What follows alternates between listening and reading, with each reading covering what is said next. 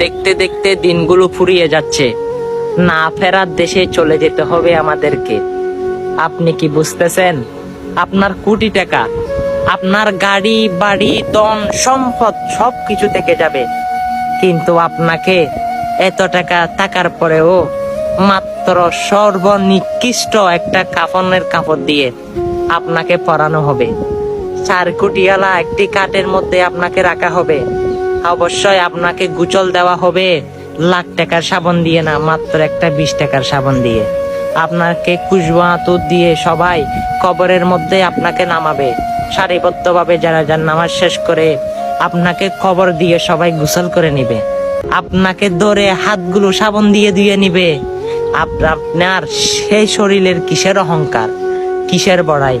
অবশ্যই আপনার সন্তান আদি আপনার পক্ষে কেউ সাক্ষী দিবে না। আপনি যে রকম কামাই করবেন সেই শাস্তি আপনাকে ভোগ করতে হবে, সেই সুফল আপনাকে ভোগ করতে হবে। অবশ্যই সঠিক সময় থাকতে হালাল রুজি করার চেষ্টা করুন। আর অবশ্যই ভিডিওটা তো দেখেছেন, সকল মুসলমানকে ভিডিওটা পাঠিয়ে দিয়ে তাদের অন্তরে কম্পন শুরু করে দিন।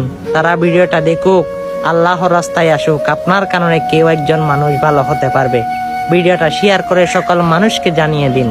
আল্লাহ সবাইকে ইসলামের জন্য কবুল করুক, আমিন।